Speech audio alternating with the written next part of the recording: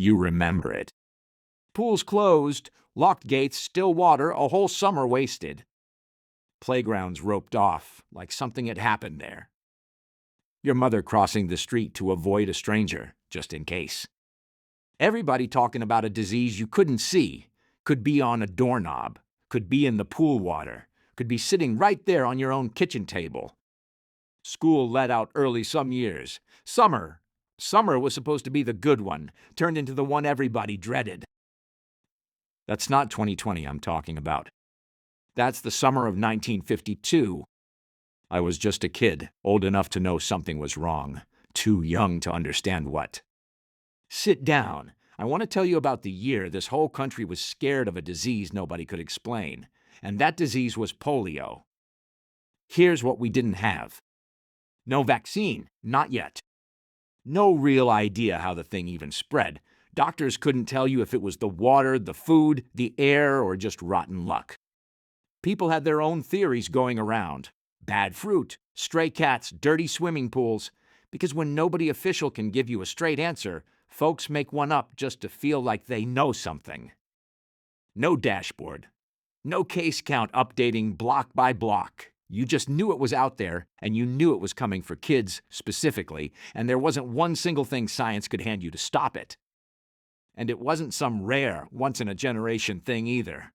This had been building for decades by the time it peaked. Every single summer, for years running, families held their breath the same way, not knowing if this was going to be the bad year. This wasn't new in 1952. It had been going on for decades already. Back in 1916, New York City had an outbreak so bad that health workers published the names and addresses of infected families in the newspaper every single day. They nailed quarantine placards right to the front doors. Whole families got shut inside their own homes. By the time it hit its worst in 1952, towns across the country had a routine for it. Doctors even had a name for the season, polio season, because for whatever reason, it always hit hardest between June and September. Public pools shut down, not for cleaning, for fear. Movie theaters closed in a lot of towns, libraries too. Parents stopped sending their kids to birthday parties, stopped letting them near a drinking fountain, stopped letting them near a crowd at all, because nobody could tell you which crowd was the dangerous one. Here's the part they don't put in the health class film strip. Nobody had an actual answer for any of it. Everybody was guessing, same as everybody else, except the stakes were somebody's kid never walking again. Small towns got hit just as hard as the big cities, sometimes worse. There was a town in Virginia, Wytheville, about 5,000 people, that got hit so hard in the summer of 1950 that the whole town basically shut itself off from the outside world. Visitors got turned away at the edge of town. It's the kind of thing you'd expect out of a much bigger city, not a small town nobody outside the state had ever heard of. Now here's where it gets really hard to sit with. If the virus got into the muscles that controlled your breathing, you couldn't breathe on your own anymore. Full stop. The fix was something called an iron lung, a sealed metal tank about the size of a car that did the breathing for you. You'd lie inside it with just your head sticking out one end while the machine pushed air in and pulled it back out over and over because your own body couldn't do it anymore.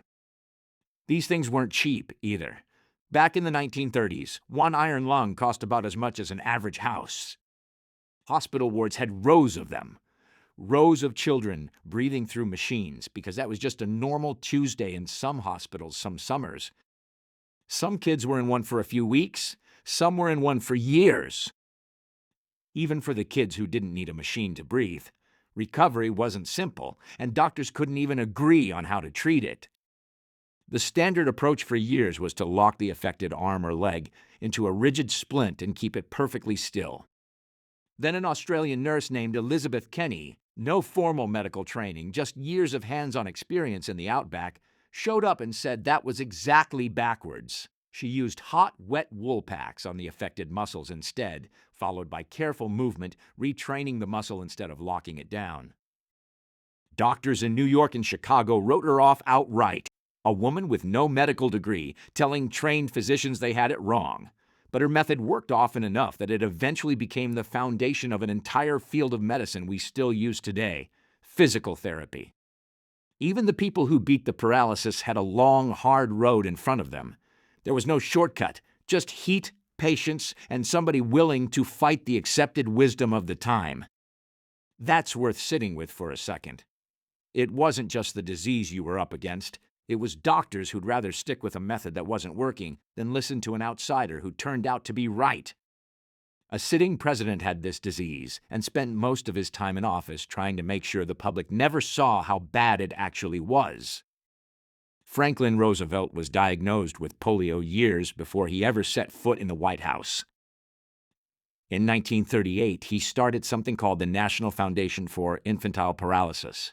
You know it today as the March of Dimes. It worked differently than most charities of the era.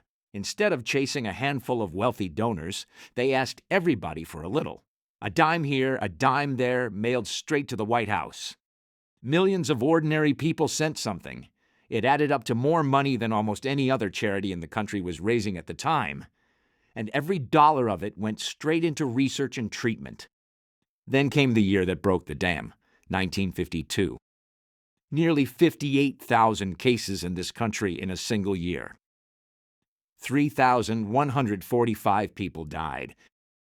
More than 21,000 were left with some kind of paralysis, some in a leg, some in an arm, some everywhere below the neck. It didn't hit evenly either. There was a stretch of the country, Minnesota clear down through Texas, that got hammered worse than anywhere else. Nebraska had it worst of all by the numbers. But nowhere was really safe. That was the whole horror of it. You couldn't point to a map and say, just stay out of that part of the country and be done with it. That's the year the whole country stopped arguing about whether this was worth fixing and just said, fix it, now. So how'd it end? One guy, one lab, a name you may have heard of but never once thought about. Dr. Jonas Salk, working out of the University of Pittsburgh, had been chasing a working vaccine for years. His first human trials happened in the summer of 1952, kids at a children's home outside Pittsburgh, then his own family, then Salk himself. Nobody in the trial got sick. Blood tests showed their bodies were building up defenses against the virus. He was onto something real.